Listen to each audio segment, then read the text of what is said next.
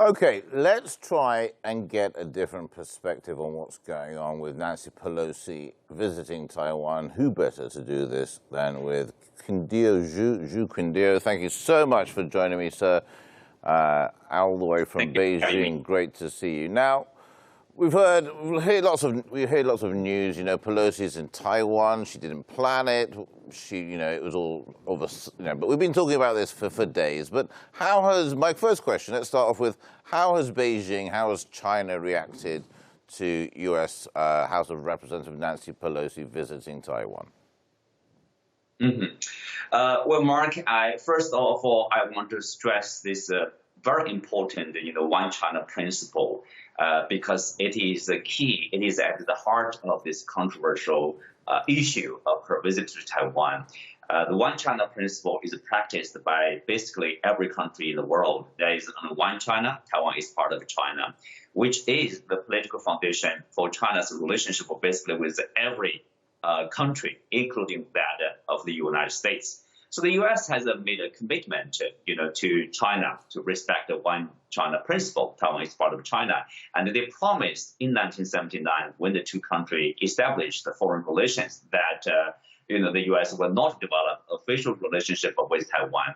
They will only engage unofficial relationship. So see here, that's a violation of this visit of this one China principle. So from Chinese point of view, this is a serious issue because, Pelosi is the Speaker of the House, the third-ranking senior official from the U.S., and this is a high-profile visit. This is basically a provocation to the Chinese side, I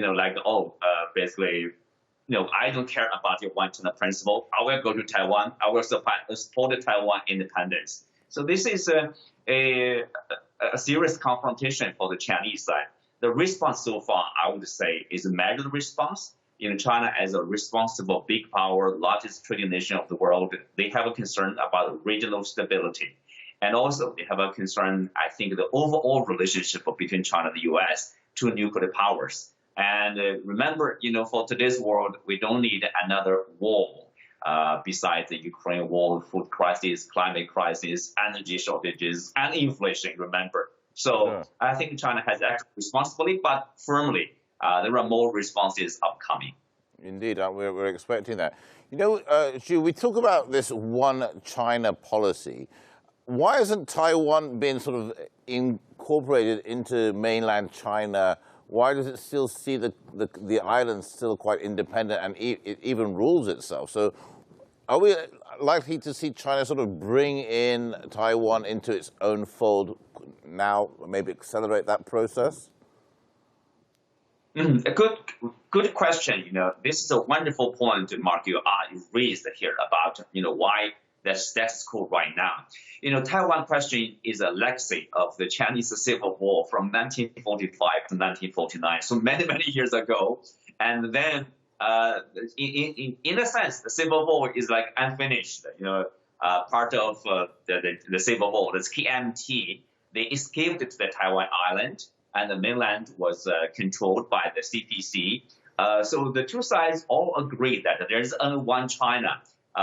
Both Taiwan and the mainland belong to this one China, but it's really about who is a representative, the legal representative. Previously, it was the Republic of China in Taiwan, and then People's Republic of China on the mainland. And then U.S. switched its recognition from Taiwan, the Republic of China, to the People's Republic of China, and consider People's Republic of China as a sole legal representative of China, and Taiwan is part of China.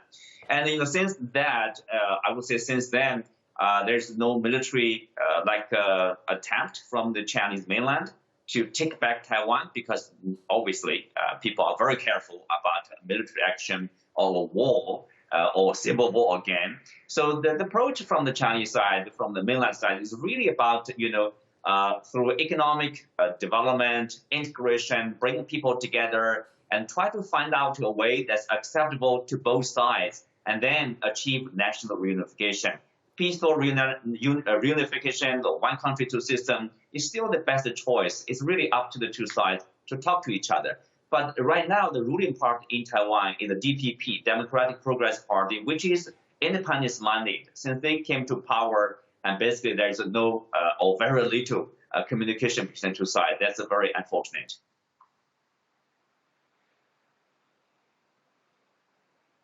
Zhu, I'm going to have to stop us there. I did have more questions, but we're going to have to. I'm going to thank you for joining us here on Anews. We'll talk again soon, no doubt. We'll have to go live to another broadcast now. Thanks so much, Zhu. Take care.